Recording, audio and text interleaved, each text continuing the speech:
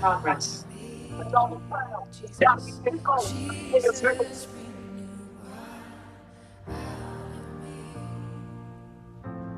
Jesus, renew out of me.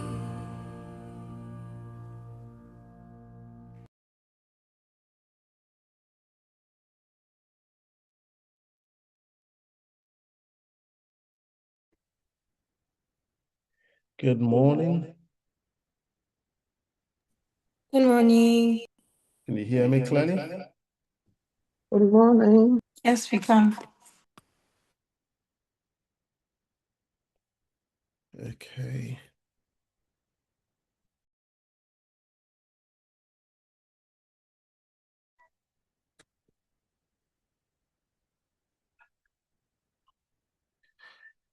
Okay, good morning. Good morning, everyone. Good morning. How are we doing today? Very well, thank you. Just excitedly anticipating. That's good. That's good. Okay, we're getting started right away. Today's session is one that I've been really excited. It's one that I've been really excited about.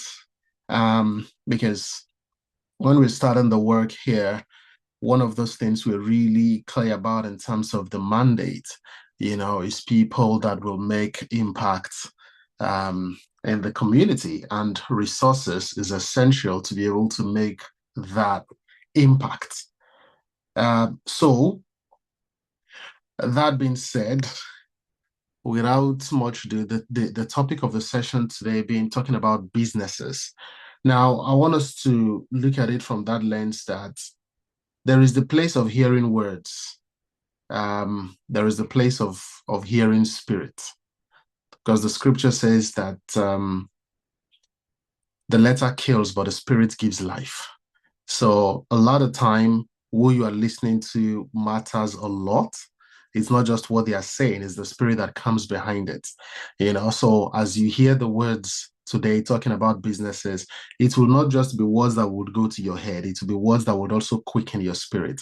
It will be things that you just realize that whatever it is you've struggled about to be able to get things off the ground, that struggle just disappears, because our speaker today has that anointing upon her head. So it's not just the expertise, right? It's also the anointing to be able to awaken that sleeping giant, will be able to kickstart that business from that state of dormancy.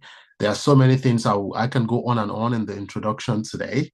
I met her through my dear friend and covenant brother of so many years, because that's Pastor Inu Egbeme, and she's his wife, and she's a force. When I say someone is a force, she is a force as well.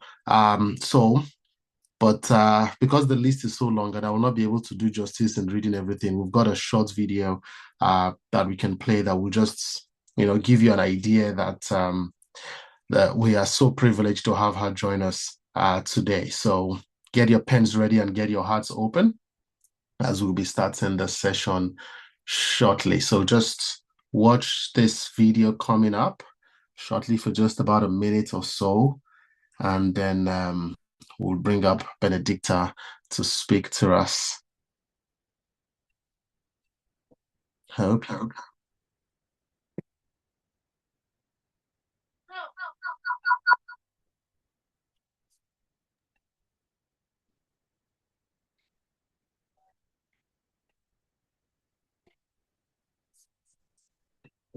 The sound is not coming through, right? No, there's no audio.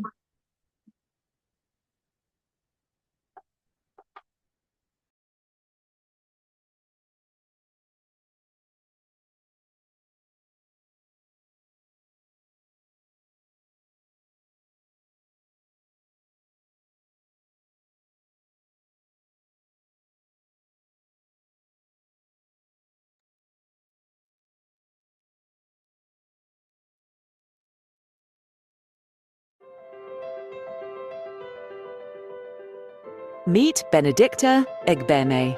a bold voice redefining business, faith, finance, and purpose.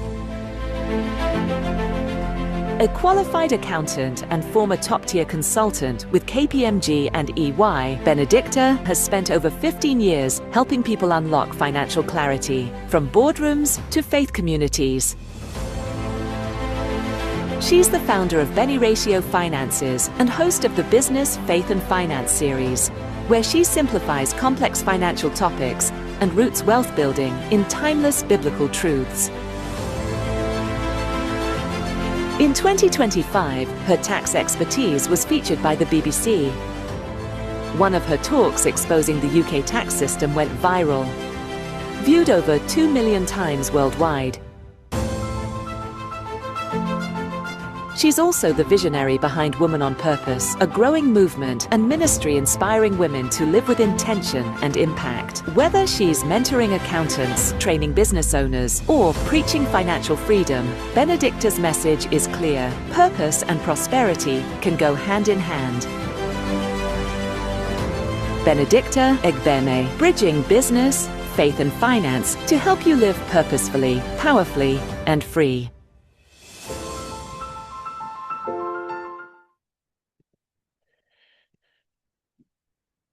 Yeah, thank you very much. Benedicta, would hand over to you. We know the time today is really short for all you have, but we'll see how the Lord will help us. Awesome. You're welcome. Thank you for having me. Thank you to Dare and his lovely wife, Pastor Dare, I should say, and his lovely wife. To me, Lord, I'm quite excited and happy because last time I was with you all, I believe it's the same group of people, maybe one or two new people. It was I believe the inaugural service, and it was a lovely time of fellowship. I'm excited because the Bible says that he rejoices to see the work begin. So we also rejoice to see the work begin. And I'm grateful that you guys are all still going strong and, moving forcefully in the direction that God has planned for you. Thank you once again to all the leadership as well. So yeah, this morning, I'll be honest, I'm in two minds. I'm on one mind is like, let's go down the teaching and the scriptural foundation route. The other mind, I have so many slides in front of me, has all the details and the percentages and the tax laws and rules and all of that kind of stuff. And I'm still like, Holy Spirit, which way do you want us to go? Which way do you want us to go? I think I'm not going to go too much down the teaching and the technicality and the slides. I'm going to blend everything together. So forgive me if it seems like I'm kind of chopping and pasting. I'm the kind of person that I'm the kind of person, when you are a speaker, there are so many things to say, but the challenge is what to actually say, if that makes sense.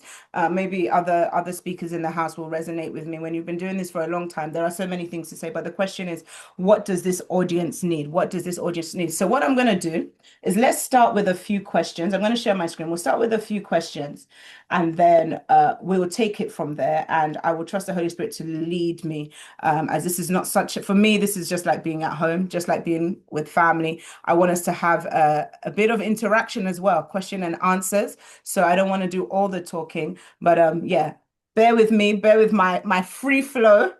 I don't feel like I'm on a physical stage where you have to be very strict, with yourself. So bear with me. I'm going to just share my screen, and then, like I say, based on the responses, we'll see how the Holy Spirit will lead us. So just let me know once you can. Let me see. Yeah. So just let me know once you can see my screen, and then we'll hit the ground running. Share. Okay. Can you see my screen? If I can see, let me check the chat. The chat. Just let me know yes or no. I like to be interactive as well, by the way. So if you could please have your chat box to hand, I will be asking questions throughout to get your engagement. So can you guys see my screen? Yes, no? Yes. Okay, yeah, you can see it. Awesome. Thank you. Okay, cool. So a few questions as we begin the session today. So I want to, number one, in the chat, if you are an employee or have been an employee with a 9 to 5 job at some point of your life. I know I should see loads of ones. If you have started or are involved in some kind of business, family business or personal business, let's see 2. If you've got a business and a 9 to 5 job, let's see your number 3.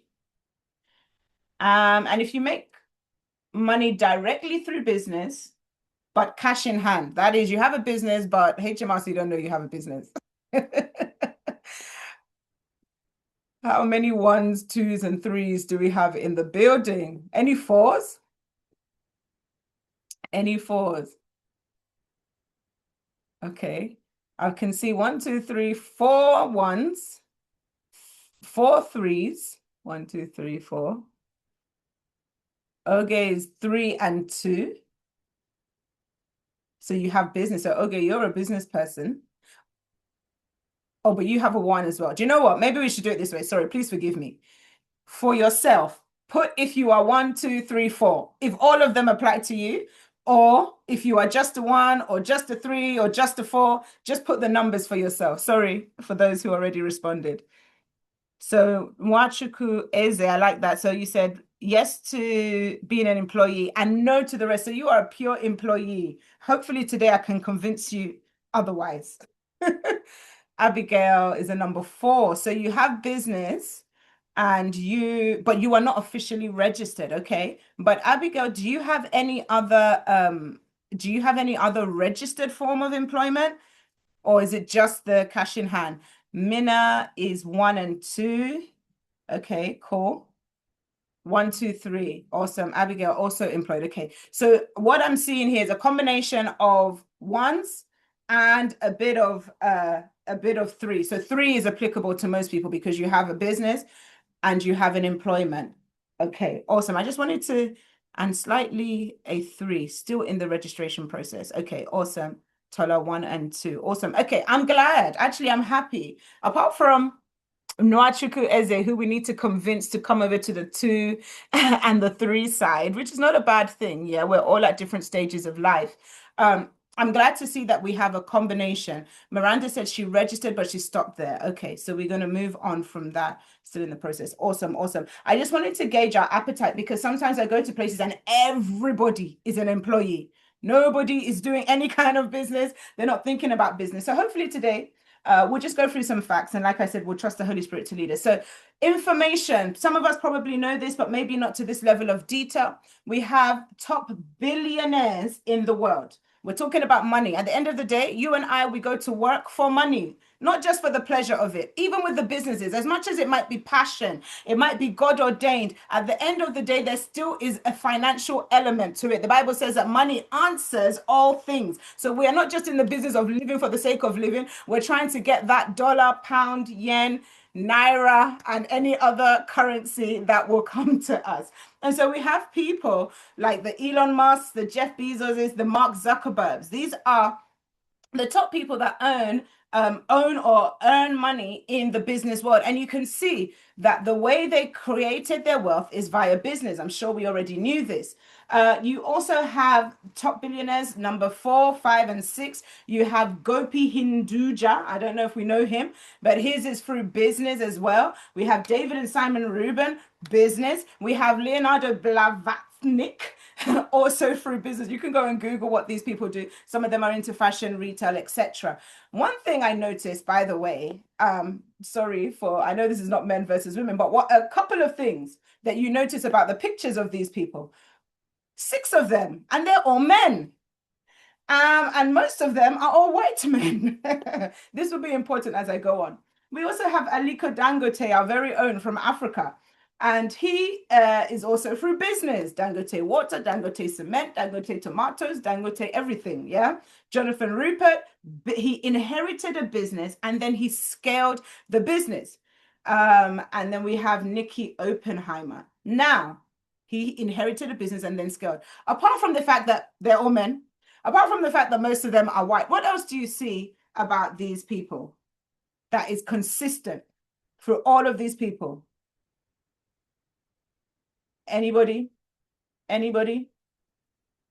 They're all involved in business. Exactly. There was nobody here, even for the ones that says inherited, they inherited a business. They didn't inherit money.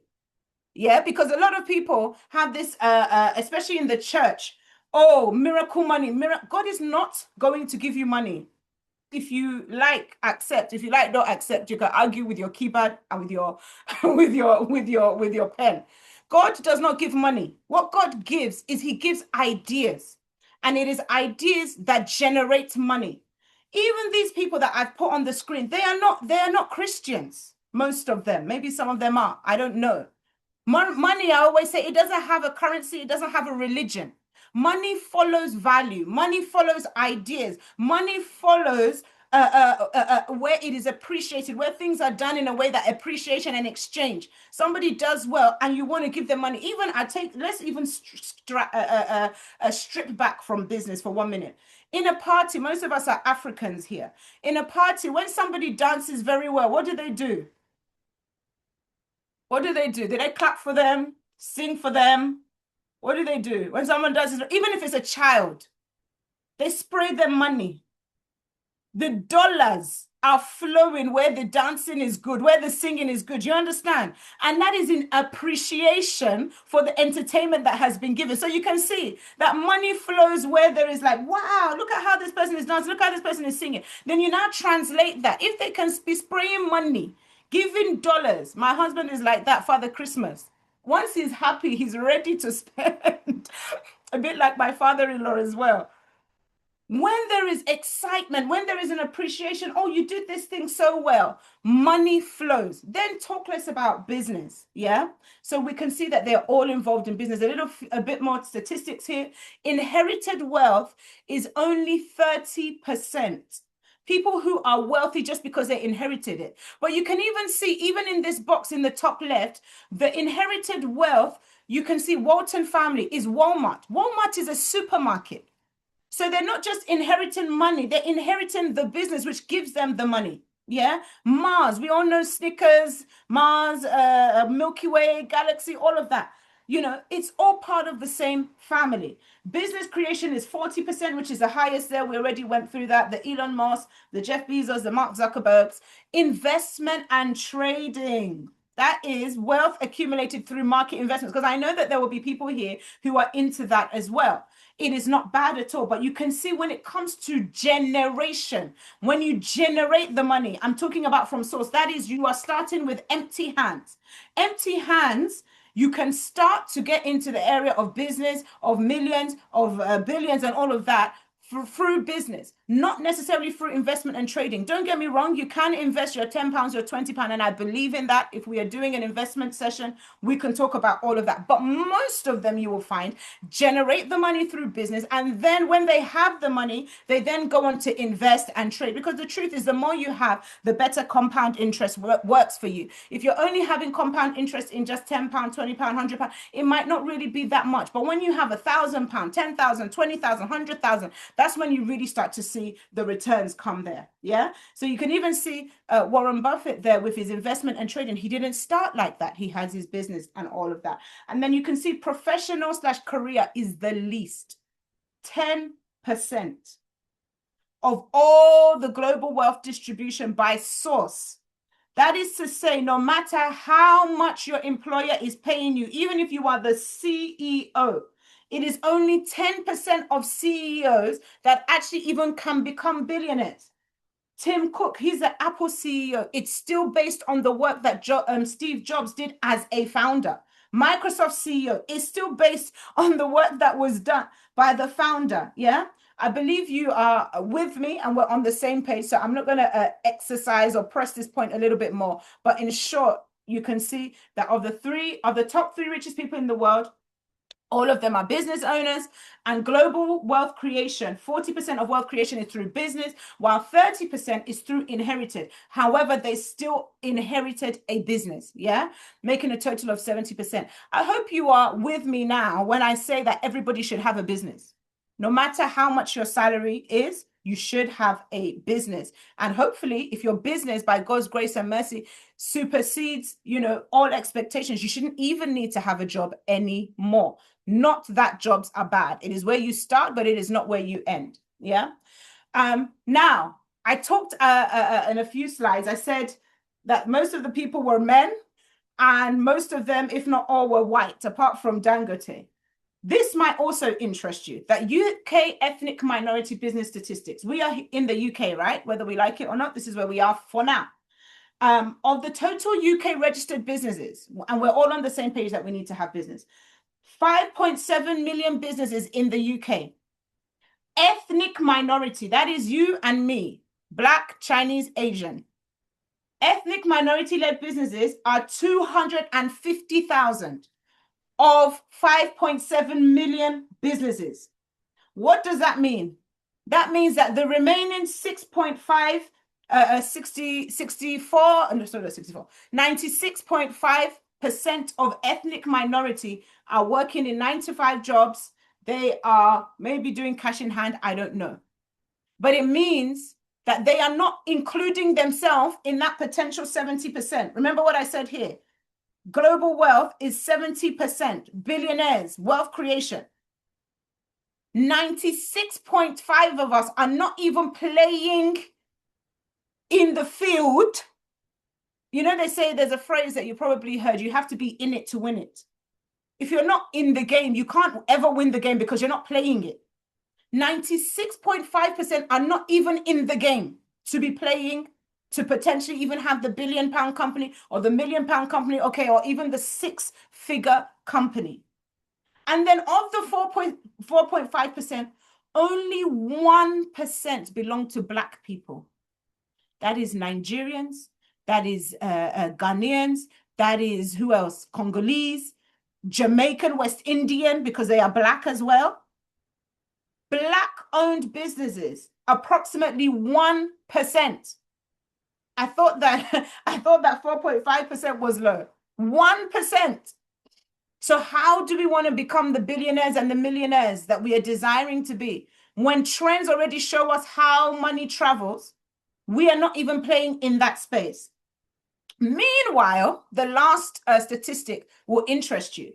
Meanwhile, the growth rate of ethnic minority businesses is 26% faster than the UK average. That means that if we were just to play, we would grow quicker than even all other businesses. 26% growth rate is actually quite a lot, but many of us are not playing, even in the field whereby we can grow at that 26%. So I want to say at this junction, if you don't have a business, your number one activity, this is the life part of the service, the day-to-day practical side of the service, right? This is not just shabalabalabalaba, let's pray in tongues. No. The practical thing that you are going to do if you don't have a business is you're going to think about your one idea and you're going to go and register that idea. I will send you the link. The link is even on one of the next slides. You'll see it. You're going to go and register your business because, like I said, you need to be in it to win it. And then number two, if you already have a business, you're going to start thinking about how you are going to take your business to the next level. For those of us who were in the number 4 space where you are doing business, cash in hand, you're earning money, but you're not registered. You're going to retract from number 4 and you're going to put yourself in number 2 or number 3. You're going to register that business because, again, you have to be in it to win it. If you are not registered, how do you want to grow? Those people, the reason why we can call them the official billionaires is because their businesses are registered. They are paying their taxes. They're doing what needs to be done so that they have the system, the infrastructure for growth. For as long as you are hiding, it means that you are not really open for business. Because it means that a lender, an investor cannot come to you and say, oh, I see what you're doing. Do you know what? I'm going to give you X amount of cash so that you can scale your business. You can't scale what does not technically exist. Because if you're doing cash in hand, it means you don't even have a business bank account. So when I want to come with my $5 million and say I want to invest in your business, am I going to give you the $5 million or £5 million in cash? Question. Or am I going to ask you for a bank account to pay it in? So we're going to move from cash in hand. And then what we have, we're going to look to see how we can scale it. You already saw the introduction about myself. I'm not the golden standard. I'm just somebody who, at least little by little, God helped me in a little way. When I started in 2018, it literally just was me, myself, and I. But I always say where you start is not where you end.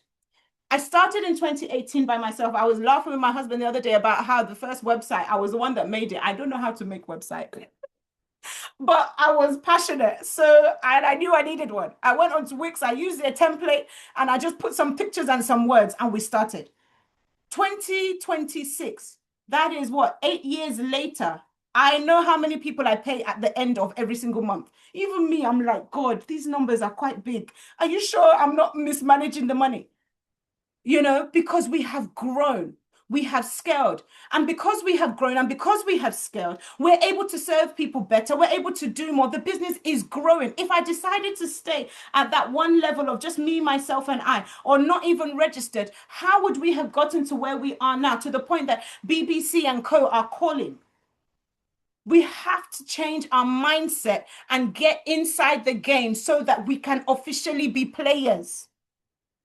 I hope that this word is speaking to somebody, because I can't see you. All I can see is names on boxes. I can see Yemi in the chat. Oh, spray dollars, facts. I hope this word is entering somebody this morning. Can I get an amen? We are still in church after all. Let me look at the chat. Okay, cool. You are still with me. I'm not talking to myself. Awesome, awesome, awesome. So let's talk business. Like I said, I'm going to trust the Holy Spirit to help us. I have slides for days. I have talks for days. I don't want to go through everything. I want to hit the nail on the head. So let's talk about business. Okay. I believe I've summarized the next few slides. So I'll just skip them very quickly. But what I've said has already hit. Oh, do not miss London Central.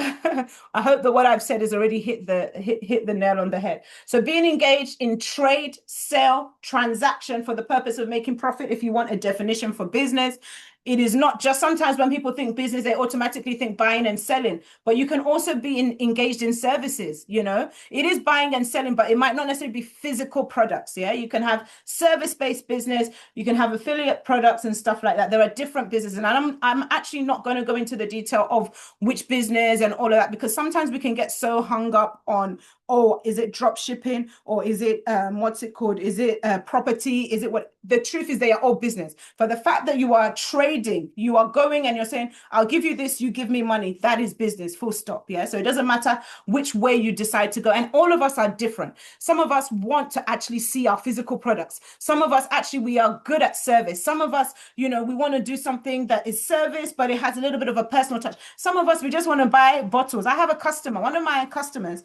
he has an e-commerce business. He literally sells water bottles.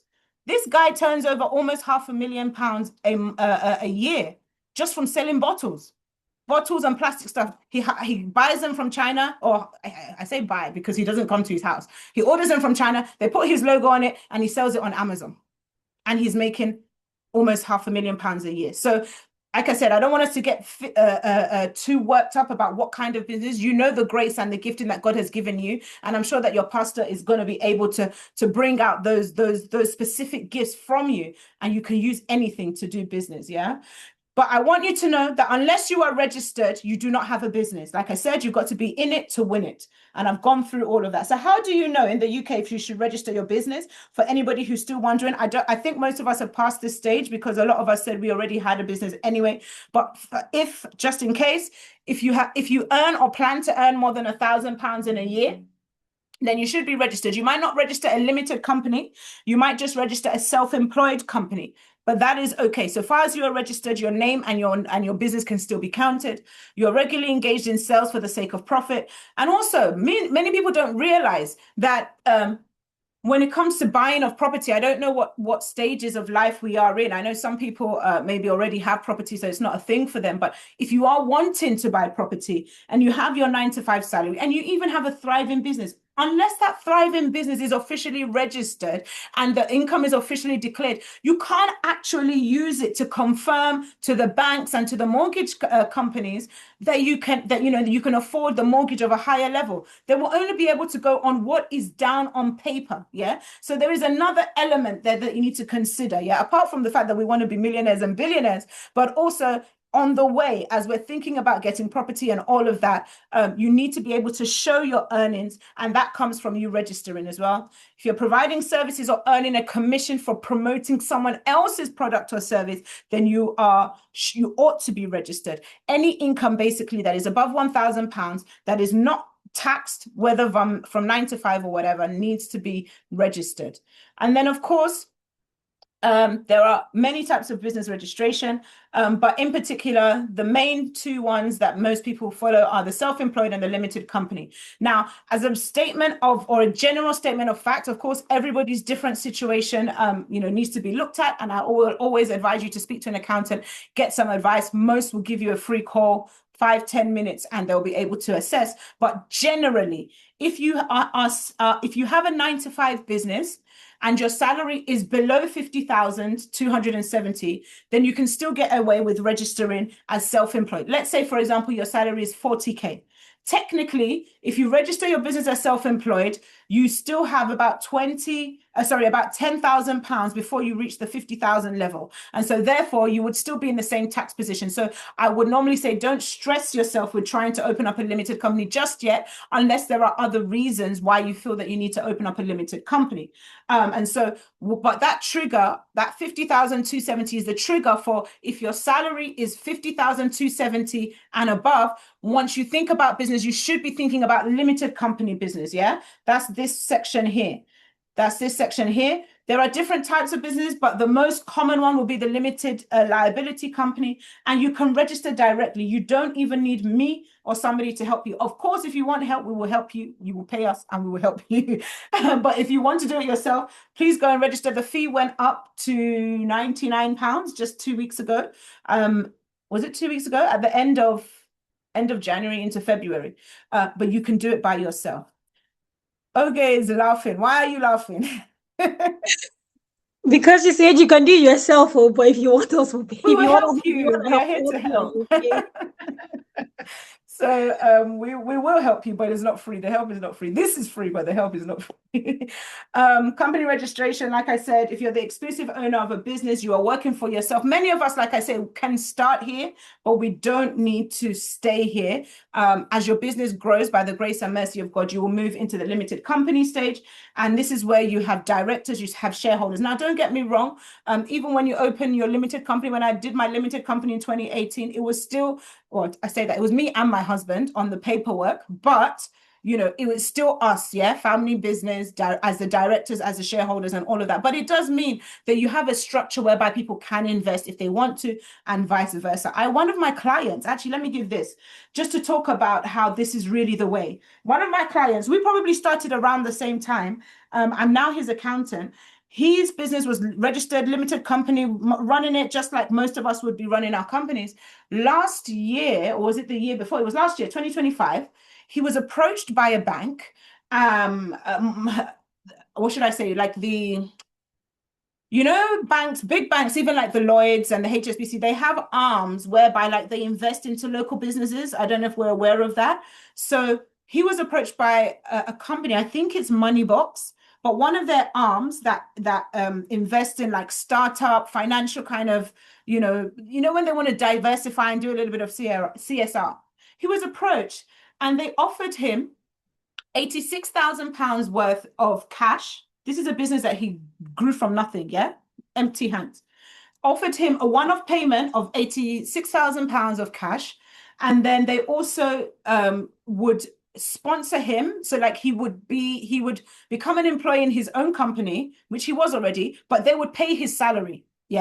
And he would continue to run his business as normal, but they just wanted to have a share of equity in the business. I can't remember the percentages now, whatever it was they negotiated, but he basically was approached to come and be an employee officially in his own business, and they just gave him money. They gave him money, and they took some shares, but he's still like the main owner, if that makes sense. And of course, he gets the benefits of like the directors, the advice and all of that comes from being associated and connected with such a company. And so now he's able to fully run his business, and an outsider has come to pay him. This is a person that is like you and me. He did not do anything. He didn't apply. You know, some people, they open up businesses and then they're the ones going around applying, looking for grants, looking for this. It's not a bad thing. But there are some who, if you just do your business at the right time with the right structure, people can come and invest. Another one of my customers, she's like that as well. Hers is even a food business. The other guy was a service-based business, education.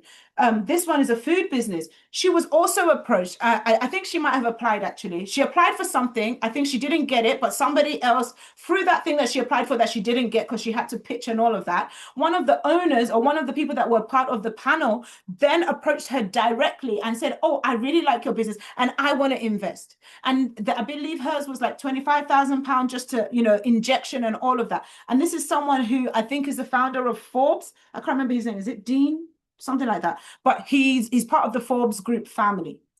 I'm just trying to emphasize that when you get your ducks in a row, when you get your house in order, you position yourself to be approached and for your business to scale to the next level so that you don't stay. Yeah, thank you, Dean Forbes. Thank you. I believe it was Dean. Yeah. So these are real people. This is not me or I read it on the newspaper. These are people that are my customers. I know them. We talk face to face. I have their number that I can call them for verification. Then talk less of all the other things outside that we don't even know about. These are just a few. Yeah. And I thank God because via my business, I've been able to meet other business owners and be able to have these stories to share with new and upcoming business owners so that people know that it's not magic. We're not pretending. It's not a mirage. These things are real. These things are real. Another one of my customers, and these are like testimonies, right? She got a grant. Hers was actually a CIC. And she got a grant for £100,000 for 3 years or over 3 years. And she was able to pay. I was one of her teachers for her thing. For 3 years straight, I did 6 modules per year, 3 modules in the first year, 3 modules the next year, 3 modules the next year. She was able to do that business by via applying for grants and having everything set up properly. There is money out there. It just goes in the direction of the one that is dancing so that they can be sprayed. Amen.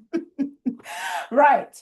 So what are we going to talk about? I'm just mindful of the time. Like I said, there's so much to talk about. I won't go into the details of all of this. You know that there are self-employed. You know that there's limited company. Things to note, there is the higher tax rate that you can avoid by having a limited company. Of course, like I said, it's more credible, more professional, etc. And then, of course, the tax rate for limited companies is,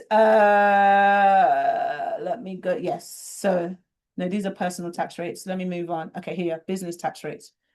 So for businesses, as long as your profit is less than 50,000, you will be able to get away with paying 19% tax. Whereas if your profits are, or your income is more than 50,000 on a salary, you're going to go into your 40% tax. Yeah. And then you have the marginal rate. Again, I won't go into that, but just to be aware, corporation tax is 19%. So by opening up a limited company and running your business as a limited company, if your 9 to 5 salary is above the 50K, then you will be able to benefit from paying 19% rather than 40%. That's 21% tax savings. Now, if you did decide to take money out of your company, you can see that if you're in the basic tax rate bracket, that is, you're taking out from your company dividends, and it is below 50,270, you only have to pay 8.75% tax. And if for any reason you're taking out more from your company and that more is taking you above the 50,270 but below 125,000, you will pay 33% tax. That's in this financial year. I'm showing you this because what I'm trying to show is that the dividend rate or the tax rate that you even pay for owning a business is better and more favorable than being an employee. So you can see why when I showed those numbers at the beginning, it was only 10% of people that could manage to be billionaires and millionaires via employment. Yeah, because the tax system is actually geared towards business ownership. These are the 25, 26 rates. I will be honest with you, 26, 27. So from this April the 6th, the dividend rates are going up slightly by 2%. So that's 2% on the basic rate, going from 8.7 to 10.7.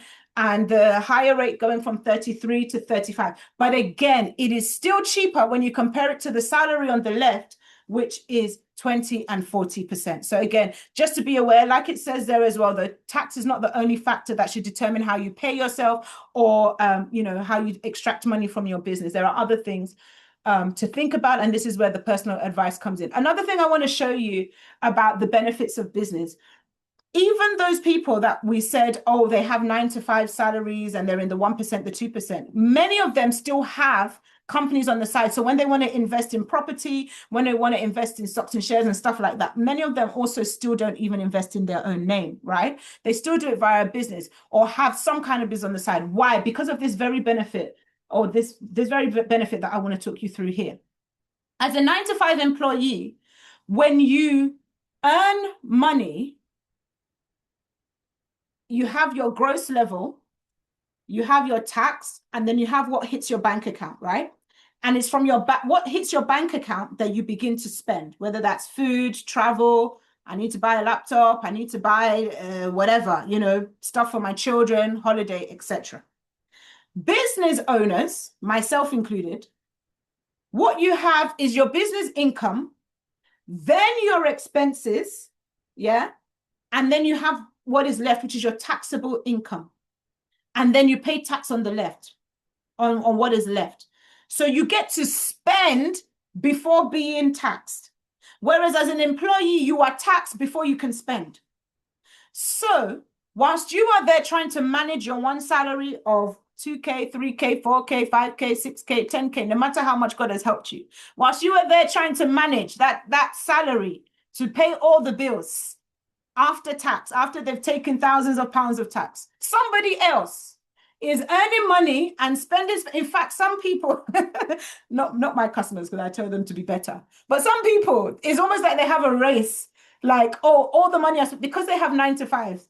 The money that I've spent, that money that I've earned in my business, let's see if we can get it down to 0, because I don't want to pay any tax. In fact, one of my customers, she was I believe she's in the medical field. I can't remember what she did in particular, but she was in the medical field. She had a 9 to 5, and her 9 to 5 job, she had a decent salary, £60,000 per year. But she also had a limited company. And with that limited company, she would do, I think it was research articles or papers, something like that. But you had to have the benefit of that, not the benefit, you had to have the knowledge of the medical field. So she was using that, and she was making a decent amount of money. I remember one year in particular, though, she calculated her profit in advance, and she calculated that by the end of the year, because she obviously had a 9 to 5 job, based on the income that was coming into the business, minus any relevant business expenses, she would have had about, let's say, 25, 26, 27,000 pounds profit. She transferred 25,000 pounds from her limited company to her pension, because as a company owner, as a director, you can transfer money to your personal pension, and it is a valid business expense. And by the way, you can contribute to your pension up to £60,000. Now, I know some people might not be interested in pension, but I'm just using this as an example. She transferred the whole of what would have been her profit, £25,000, that she would have had to pay 19% corporation tax on. By the way, still less than if she had earned that money as a salaried employee, where she would have had to pay 40%.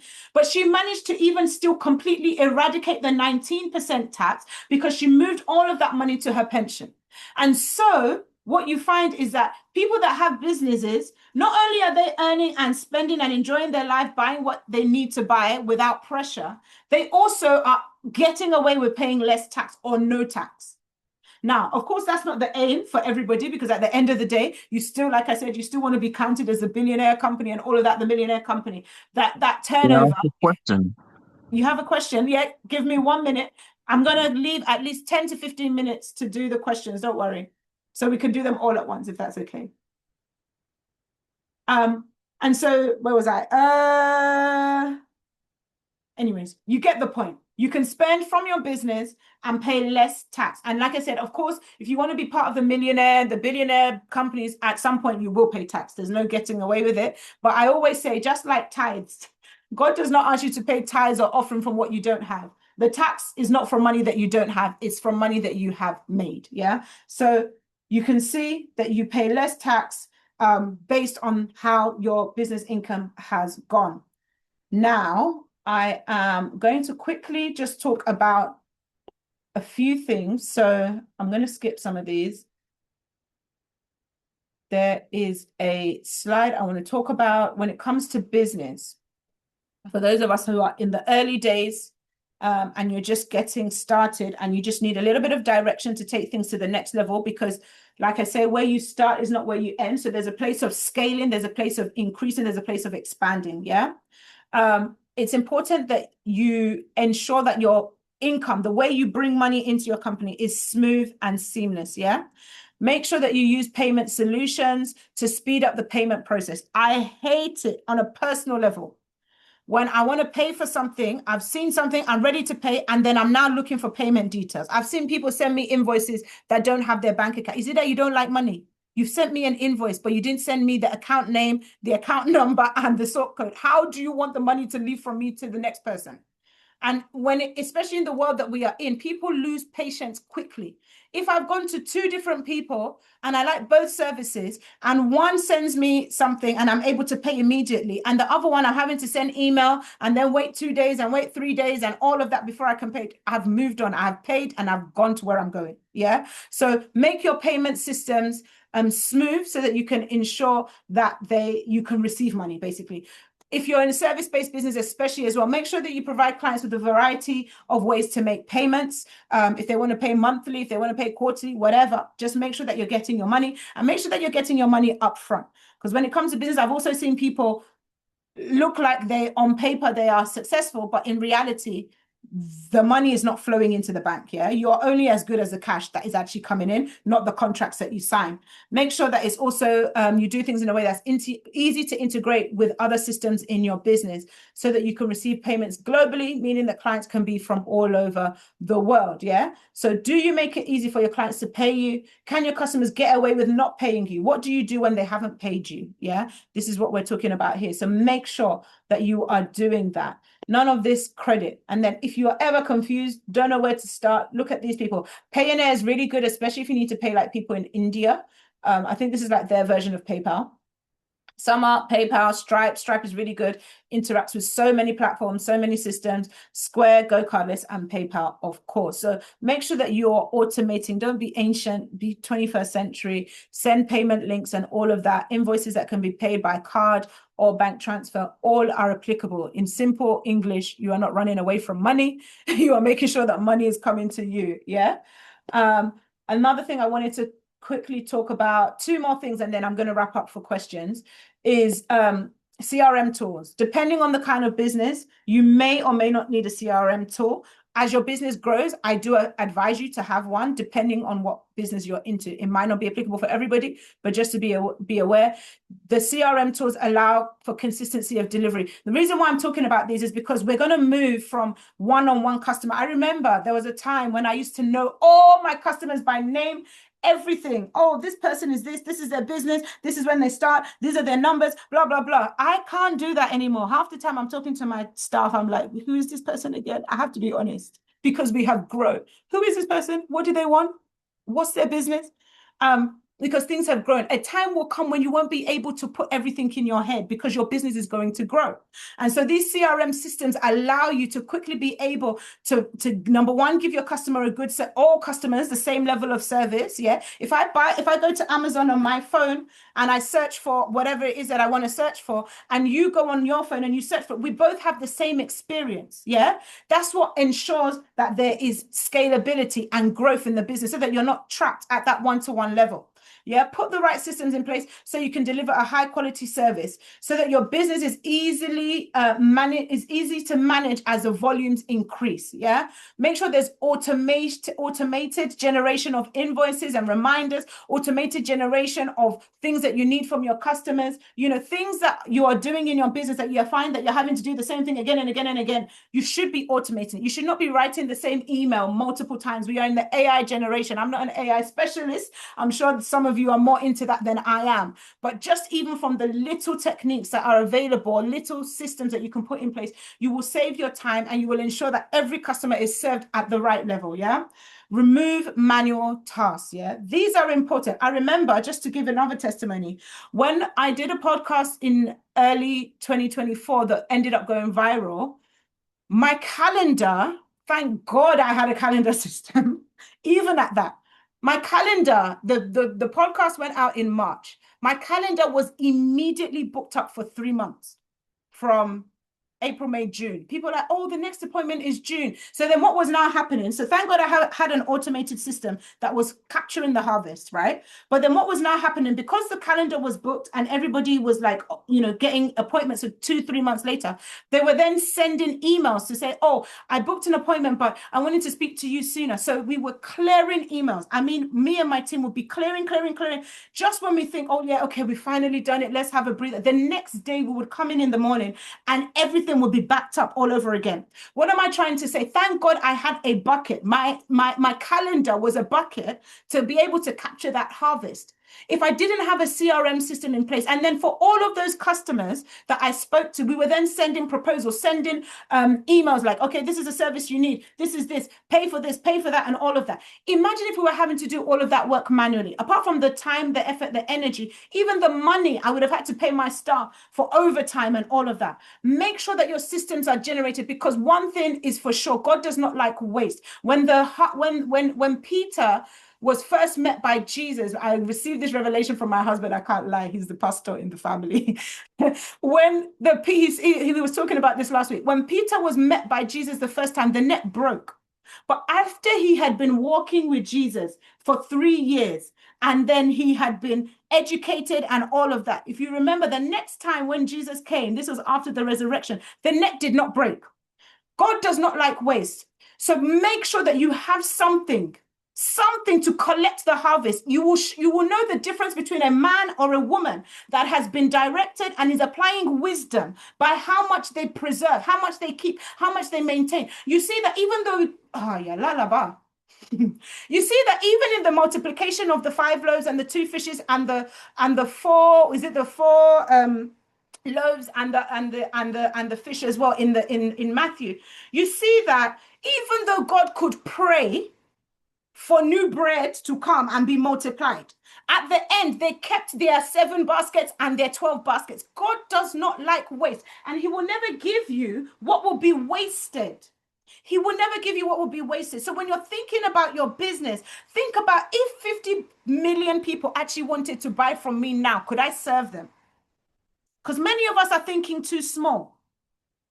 And by the way, even for the people that you don't serve now, have a system by which you can continue to engage with them, because I have seen that even if a customer comes to you in January 2024 and they can't afford to buy from you in January 2024, the experience and the encounter that they have with you in January 2024, in February 2025, when their levels have increased, or when it is now the right time, they will come back.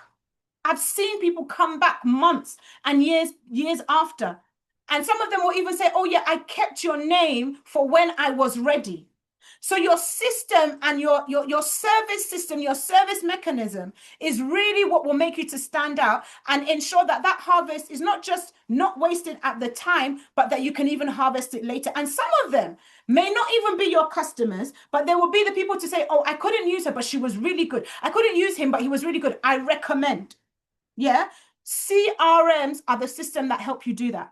And your CRM might not be anything complicated like these platforms just yet. But even just by having your own, standard operating procedure, how you interact with customers, even if it's manual at first and then you move on to systems, will go a long, long way. I'm going to have to wrap up because, like I said, I want to do questions.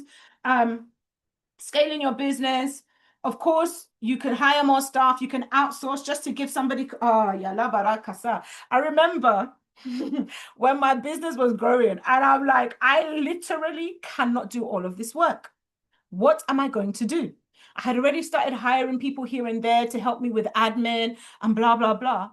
And then I believe it was the Lord. He just dropped it to me that actually, you can actually outsource some of this work. So yes, I'm giving you some of my secrets. Some of my work I outsource and then I check, but the money still comes to my account and I'm still profiting. Yeah. Some of you are thinking, oh, if 50 people really came to me once, I wouldn't be able to do all of the business. Can you outsource? Is there a way that you can engage somebody else to assist you with part of your process so that you don't have to carry the entire burden by yourself?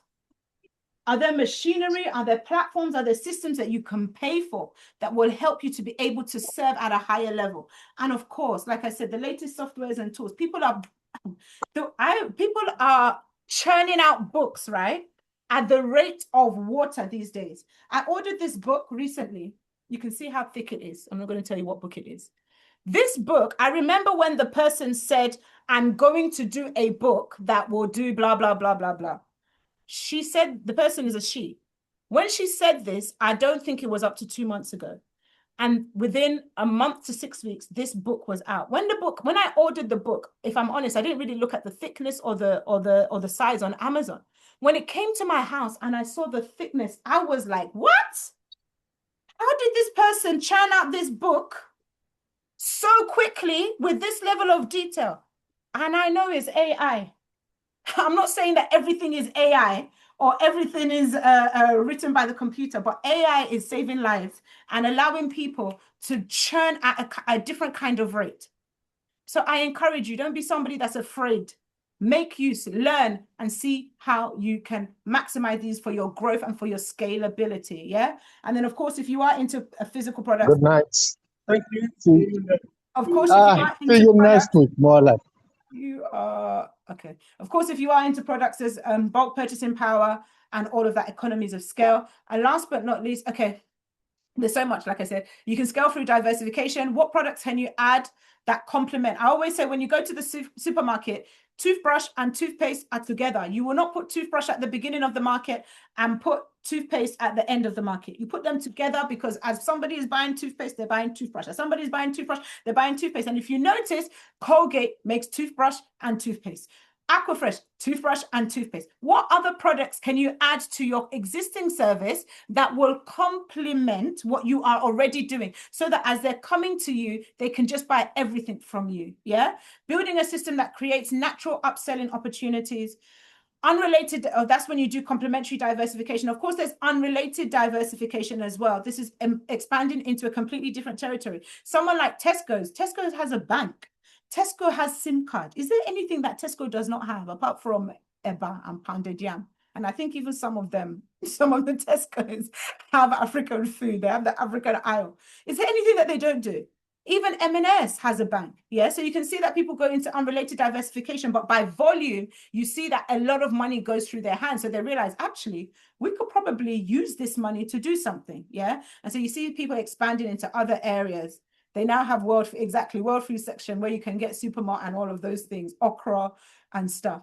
Creating multiple income streams and potential new customer bases. This is the last slide that I want to leave you with. There is a lot, like I said, I could talk for days on business and money, but I just want to leave this image with somebody just to emphasize what I was just talking about, the diversification and the scaling, because actually I realized that for some people, opening a business or having one idea is not the problem. It's the scaling and it's the taking it to the Jeff Bezos level. It's the taking it to the Dangote level, taking it to all those people's kind of level. That is the challenge. And so that's why I talked about the systems. That's why I talked about the mindset. Yeah. But this is just a simple example whereby you can meet your customers at different needs. Yeah. And so in your business, that's why I said we can help you register your business. I'll be honest, if we help you register your business, I do not make any profit.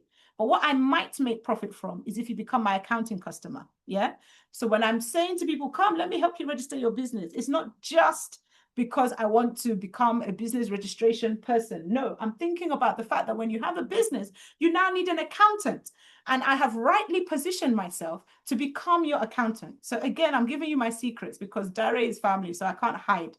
I can't hide anything from you guys. But this is an example of what we do in our business. Yeah. I have people that can come straight in at the high level of, you know, management, accounting, and whatever services. They don't even bother at the bottom level. But there are people who have been nurtured. And this is how you should have what you should have with your business. Yeah. Have products at different levels so that at every point in time, no matter the age, no matter the caliber of client, you are able to serve and you are able to bring people in. The world food section, like we just talked about in Tesco, I'm sure they realize that actually in this area, people like to go to the local African or Asian Caribbean shop.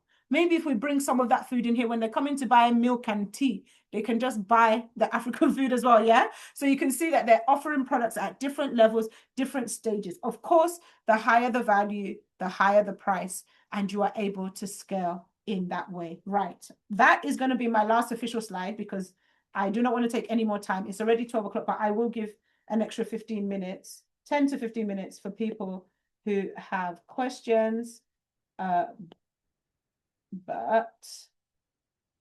for people who have questions, but if you do want to reach out to me, you can reach out to me here on any of these platforms, TikTok, Instagram. Of course, my Stan store, if you want to book a longer appointment, you can send us an email. You can check out our website, and then you can also scan any of these QR codes. I hope you have enjoyed the session this morning. And yes, I am now ready to take questions. Thank you very much. Please put your questions. I think, was it Dervin Lewis? I think you had a question that you wanted to say. I can see Mina has her hand up. Thank you, Oge, for the clap, and Mina for the clap. And then, yes, you can put your questions in here. Is there a question feature or is there a question feature? Maybe not. Yeah, so just put them in the chat and I'll go through them. Does Dervin want to come off mute and ask his question? Because I think he was the first person who wanted to ask a question. Yeah. Can you put back the previous slide that you have? I want to take a screenshot. Sure. This one, yeah. Yeah. Cool. Did you have a question? Yeah, I did. I think you kind of answered it. So when you have a business account, I mean, obviously, when you're doing business, the money is going to go into the business account. So in order to pay less tax, are you saying that maybe you need to transfer, like, for example, transfer to your pension or have more payouts going out in order to pay less tax? Yes, exactly. By definition, right, you will pay tax on whatever is left, your profit. Yeah. Whereas an employee, they will tell you your salary is 50K, right? And then they take tax straight away from the 50K. With a business, your income might be 50K, but if you have to spend £40,000 to keep your business running, the expenses, that can be pension, that can be buying machinery, whatever, travel, food, whatever. If you have to spend 40K to keep the business running, they will then say, okay, you actually only made 10K profit. So you will pay tax on the 10K, not the 50K. So yes, by definition, the more you spend, if you can get your profit down to zero, you will pay less tax. However, that is if you want to just pay less tax. For me, I believe that we should have a mindset that goes above and beyond that. You can start like that, but ultimately you still want to show a good and thriving business, right? So you don't want to be also spending all your money, because how are you going to invest back into the business? How are you going to show the profitability of the business in the long run, right? So it's a balancing act. Okay. Yeah. Well, I got information here, so I guess we'll get in contact. Awesome. Look forward to speaking to you soon.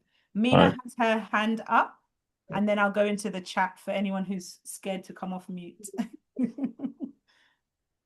Okay. Hi, Miss Benedicta. Thank you so much for the session. I mean, it was quite insightful, especially for someone like me who has just recently moved to the UK. So back in Nigeria, I have built businesses that have scaled beautifully, right? A CRM specialist, so I've helped set CRM systems for a lot of, corporate organizations in Nigeria. However, I came for school and, there are certain visa restrictions, you're right, that don't permit me to run a business or start a business or engage in any form of business activity. So how do I connect with opportunities here in the UK? How do I connect with people, connect with opportunities, and sort of, just get myself busy with something, get going with something? So yeah, that's my question. That's a really good question. Thank you for answering. So first of all, I must say, I am not an immigration lawyer. I don't know the rules and the regulations. I'm sure Derek can get someone to talk to you all about the rules and the regulations about that. I'm just looking through my slides because I wanted to share a couple of things that you can do. And some of these, okay. So what I would say, let me just show you. Okay, let me just show you. So there are definitely restrictions to you actively engaging in business, i.e., you're the owner, you're the director, you're the one doing it, because it's considered as another job. Can you see my screen? Can you see my screen? No. No. Hold on. Okay, content only. Yeah. Can you see it? So what is it? Can you see my screen now? Alternative Yeah, investment. it's back on Yeah, now. okay, Thank you. awesome. So there's no, as far as I'm aware, there are no rules against you, Oge. Is it Oge or Mina? Who asked the question? Sorry, I'm seeing. It was Mina. Mina. Okay, Mina, you asked the question, right? So there are no rules against you, Mina, investing in another company. So your name is not going to be on as a director or an owner or anything. And again, please check. I am not an immigration lawyer, but I believe that you can buy stocks and buy shares and stuff like that. Yeah. But one of the things, or three other areas, is you can do something like peer-to-peer lending, whereby you are lending to other individuals and businesses through a third-party company. Yeah. So you are not the business, but you are investing in another company that has a business or is running a business. And that way you're going to make interest on the gains or the returns that come from that business, for example. Yeah. So that's one thing you can think about. There's also crowdfunding, very linked as well, where there's a project, a scheme, a business, etc., where you are again lending or putting money in. So it's going to be, because I believe from my little understanding with the visa restrictions, it's about the fact that you can't be seen to be having another job, yeah, that you're going to day to day or engaging in day to day. But there's nothing that stops your money from doing the work, yeah. So look at crowdfunding, look at peer-to-peer lending, and then of course, I believe you can invest in individual companies. Again, you're not being a director. You are investing in Coca-Cola, in Tesla. We know that you don't know the owner of Coca-Cola. Do you understand? So you're just investing in the stocks or their shares, and then you're going to get money via that route for as long as you're on your current visa restrictions. But do you know the good thing about that is that whilst you're doing that, you're going to learn different things about different companies, so that when you are then eventually ready to even go into business, you've learned from that experience. And so here are some companies that you can look at. There is Zopa Bank. They do a lot of peer-to-peer lending. LoanPad, peer-to-peer lending as well. Crowd Property is another really good one. You can get some really, really good opportunities. This is where actually people are building development projects, property. You might not have enough money to buy a whole house, but you can lend to companies that are already building, they're into all of that, and they will promise you a return, 8%, 10%, over 6 months, 12 months, 18 months, yeah? All you're doing is putting your money with them. You are not getting involved. Your name is not on their list or anything like that, yeah? Let me see if I have any others for you. Yeah, I'll leave these because these are starting to gear towards Nigeria investments. One thing I will say, I didn't, just because of the time, because you talked about Nigeria, Mina, and the fact that you did well with your business there, you can also make use of your pound. I think the key thing for people who can't physically go into business now is that you do have the benefit of the pound, right? And so whereas before you were earning in Naira and investing in Naira, now you're earning in pounds. So your Naira will go a little bit further, a little bit further than it was going before, even though the rate of Naira in the last couple of days was a bit funny. But I would encourage you to look at platforms like RiseVest, look at Bamboo. You can invest in dollars in Nigeria and get higher rates of return. Because in the UK, the average rate of return, if you're going to get a really good rate, maybe 12%. Ideally, it's probably around 8%, yeah? Sometimes 10. But in Nigeria, you can steadily get 20%. 23%, 25% returns. So if you are happy, especially because you have that Nigerian background, you should be able to make use of Bamboo, Rise, etc., to be able to invest your pounds into dollars and then dollars in the Nigerian market and get return like that. That's what I would say to you. I hope that helps. I will go to the chat now. Let me just put this on full screen. Can we put questions here, Antifa? How do you go about starting and managing a business? Okay, yeah, I just basically answered that question. Is it okay if yeah, that's fine. Okay, cool. Any more questions? Or are we good?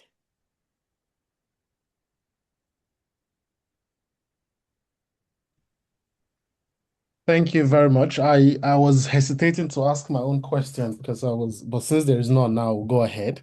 If you can throw a bit more light on CIC, the Community Interest Company, what are some of the things one can register a CIC for? If I move money from my salary income into my CIC, does that count as money given to charity when I'm doing my self-assessment tax and things like that? Yeah. That's a really good question. Thank you. So yeah, CICs stand for Community Interest Company.